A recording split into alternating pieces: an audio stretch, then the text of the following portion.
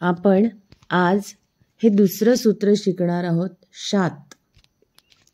पण या दुसरं सूत्र शिकण्याच्या आधी आपण पुन्हा एकदा पहिलं सूत्र बघूया. पहिलं सूत्र आपलं होतं स्तोहो श्चूनाश्चूहू, आणि आपण यात शिकलो होतो की स आणि त थ द ध न यांच्यासमोर श आणि च छ ज झ य आले तर स चा श करा आणि त थ द ध न चा च छ ज झ य करा. आता यात आणखी एक अट सामील आहे, ती म्हणजे स आणि त थ द ध न ह्यांच्या समोर श आणि च छ ज झ य आले तरी, किंवा श आणि च छ ज झ य च्या पुढे स आणि त थ द ध न आले तरी. म्हणजे स च्या समोर श येऊ दे किंवा श च्या समोर स येऊ दे, त च्या समोर च येऊ दे किंवा च च्या समोर त येऊ दे. लक्षात येत आहे का? म्हणजे स आणि त थ द ध न यांचा संबंध श आणि च छ ज झ य यांच्याशी कसाही मागे पुढे कसाही संबंध आला तरी आपल्याला स आणि त वर्गामध्ये बदल करायचा आहे. म्हणजे स चा श करायचा आहे आणि त थ द ध न चा च छ ज झ य करायचा आहे. लक्षात येत आहे? आत्तापर्यंत आपण जितकेही काही स्वरसंधीमध्ये सुद्धा सूत्र शिकलो होतो, अमक्याच्या समोर तमकं आलं तर कशात बदल करा हे शिकलो. पण हे मागे पुढे दोन्ही कसेही आले तरी बदल कोणात करायचा आहे? स आणि त थ द ध न मध्येच करायचा आहे, हे लक्षात ठेवा.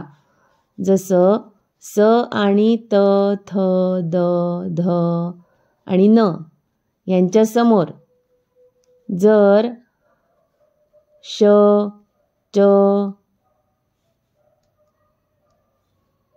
श च छ ज झ य हे आले तरी बदल याच्यातच करायचा आहे. आणि श च छ ज झ य च्या समोर स त थ द ध न आले तरी बदल आपल्याला स आणि त थ द ध न मध्येच करायचा आहे, हे लक्षात ठेवायचं आहे. हे लक्षात ठेवलं म्हणजे मग आपल्याला आता आपण जे शिकणार आहोत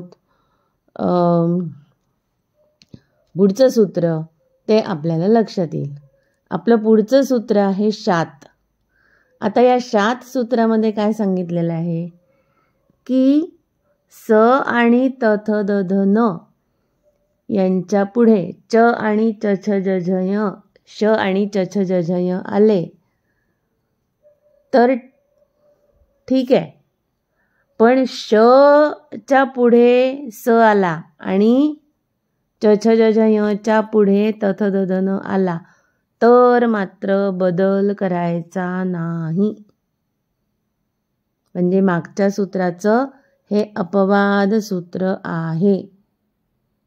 पुन्हा एकदा सांगते, आपण मागे म्हटलं होतं की स आणि त थ द ध न याच्या समोर श आणि च छ ज झ य आले, मागे पुढे कसेही तर बदल करा. आता हे शात नावाचं सूत्र सांगते की श आणि च छ ज झ आणि य यांच्या समोर जर स त थ द ध आणि न आले तर यात बदल करायचा नाही. काही बदल करायचा नाही, जसं आहे तसं ठेवायचं. आणि म्हणून इथे उदाहरण बघा कसं दिलेलं आहे. 20 अधिक न, श च्या पुढे न आला. आता श च्या पुढे न आला, आता आपण मागच्या सूत्राने म्हणजे स्तोहो श्चूनाश्चूहूनी आपण काय केलं असतं, या न मध्ये बदल केला असता आणि त्याचा य केला असता, पण आता तो करायचा नाही. म्हणून मग 20 अधिक न या शात सूत्राप्रमाणे आपल्याला तसंच ठेवायचं आहे आणि म्हणून विष्णः हे त्याचं रूप झालं. प्रश अधिक न, पुन्हा श आणि न, आता बदल काही करायचं नाही, प्रश्न तसंच ठेवायचं आहे. समजलं?